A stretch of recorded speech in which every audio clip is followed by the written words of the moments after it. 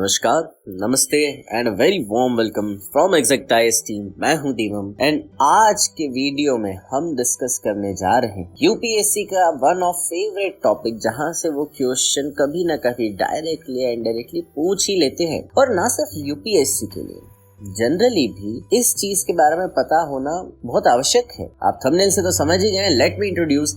आज हम पढ़ने वाले हैं सिटीजनशिप को। सिटीजनशिप है क्या, कहाँ हमारे कॉन्स्टिट्यूशन में आता है, हमको क्या क्या मुद्दे की बातें याद रखनी जरूरी है, क्या नहीं जरूरत है, आज सब जानेंगे। हम बहुत बेसिक करेंगे, जितना जरूरी है सिर्फ उतना करेंगे। ज्यादा लोग चले जाते हैं सिटीजनशिप अमेंडमेंट एक्ट्स वगैरह पढ़ने लग जाते हैं, ये वो ना इतना नहीं जाना है। हमको बेसिक जानना है, जहां से क्वेश्चंस बनते हैं और जितना आपके लिए आवश्यक है। ठीक है, तो आइए मैं आपको इंट्रोड्यूस करता हूँ कि सिटीजनशिप हमारे संविधान में आता कहां है। सिटीजनशिप कॉन्स्टिट्यूशन में पार्ट 2 में आता है, आर्टिकल 5 से लेके आर्टिकल 11 तक। ये सारे आर्टिकल सिटीजनशिप के हैं।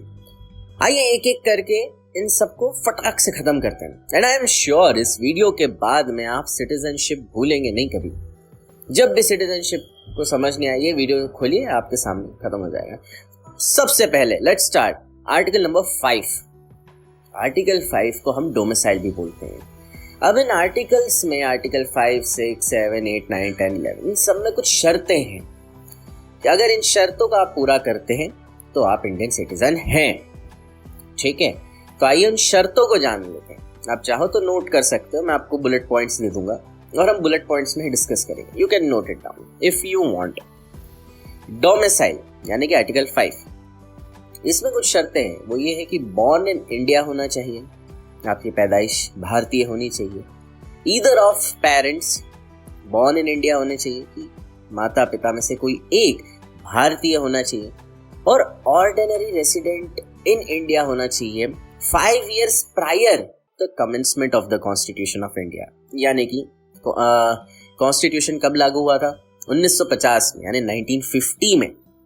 इससे 5 साल पहले यानी कि 1945, तो 5 साल पहले से इंडिया का ऑर्डिनरी रेसिडेंट होना चाहिए, तो आप ऑटोमेटिकली इंडियन रेसिडेंट बन जाएंगे। बस खत्म, आर्टिकल 5 खत्म, इतना ही है। ये 3 चीजें आपको याद रखनी बस। Let's learn about article 6। Article 6 का मतलब ये उन लोगों के लिए जो माइग्रेट हुए थे, माइग्रेशन वालों से है रिलेटेड। इसको हम माइग्रेशन टॉपिक कहते हैं।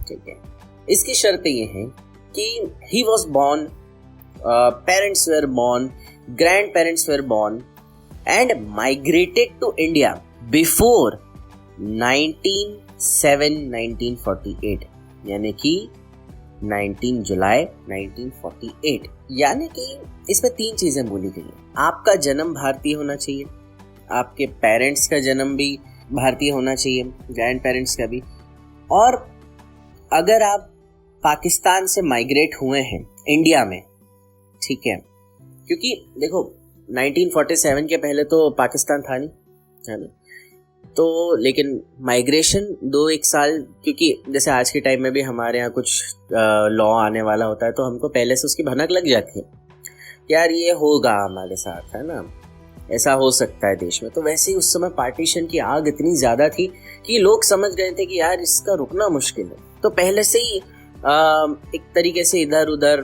उधर चीजें चालू हो गई थी कि पाकिस्तान से लोग इधर आ रहे थे, इंडिया से लोग उधर जा रहे थे। ऑलरेडी ये सारी चीजें धीरे धीरे स्टार्ट हो चुकी थी। तो कहने का तात्पर्य ये है कि अगर कोई व्यक्ति 19 जुलाई 1948 के पहले भारत में प्रवेश कर चुका है तो वो ऑटोमेटिकली भारतीय बन जाएगा। डेट इंपॉर्टेंट है यहाँ पर, डेट मत भूलिएगा कि 19/7/1948 के पहले अगर आप आ गए हो, आप भारतीय रेसिडेंट ऑटोमेटिकली बन गए। अब अगर आप पूछो कि अगर बाद में आया तो, अगर बाद में आया है तो उसकी कुछ अपनी शर्तें हैं। पहली शर्त कि 6 महीने आपको ऑर्डिनरी रेसिडेंट रहना पड़ेगा। ठीक है, फिर गवर्नमेंट ने कुछ अथॉरिटीज, इंस्पेक्टर्स वगैरह बनाए थे, उन लोग के पास आपको जाना पड़ेगा। ठीक है, उनके पास जाकर रजिस्ट्रेशन कराना पड़ेगा अपना, उनको प्रूव करना पड़ेगा कि देखो 6 महीने से हम भारत में हैं। उसके बाद आपको सिटीजनशिप, नागरिकता दे दी जाएगी भारत की। तो ये मोटे मोटे 2 चीजें थी। पहला 19 जुलाई 1948 के पहले अगर आप आए हो तो आप ऑटोमेटिक रेसिडेंट हो। दूसरा, अगर उसके बाद आए हो तो उसकी कुछ शर्तें हैं कि 6 महीने आपको ऑर्डिनरी रेसिडेंट रहना है। उसके बाद जो अथॉरिटी है, इंस्पेक्टर है, जो भी है, उसको प्रूव करना है कि देखो हम 6 महीने से यहाँ हैं, ये सबूत है। उसके बाद रजिस्ट्रेशन होगा और आप सिटीजन बन जाएंगे।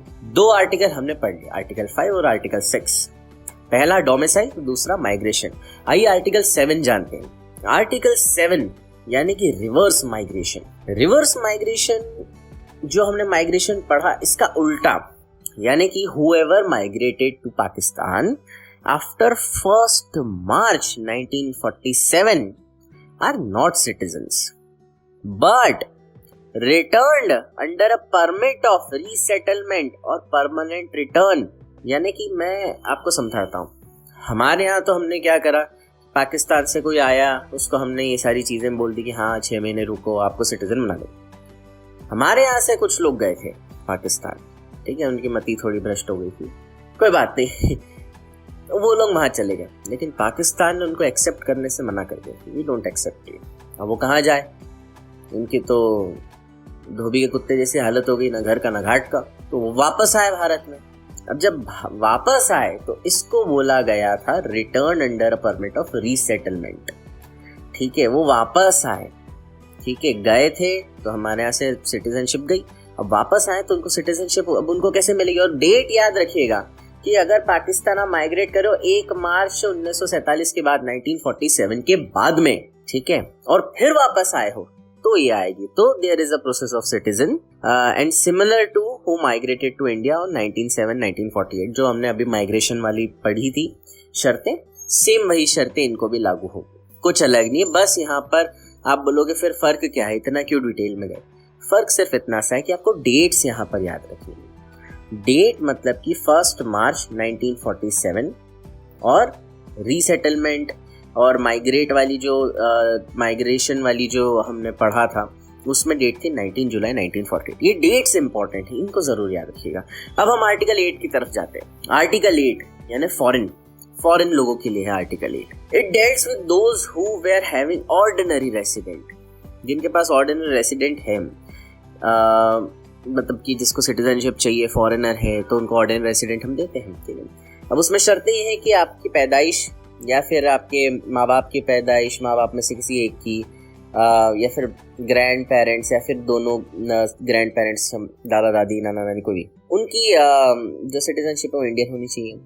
Ordinary resident out of India registered with counsellor representation और डिप्लोमेट्स, यानी कि अब ये उन लोगों के लिए है जो लोग जब ये माइग्रेशन, सिटीजनशिप ये सब चल रहा था तब वो भारत में नहीं थे अपने बिजनेस की वजह से या किसी और चीज़ की वजह से।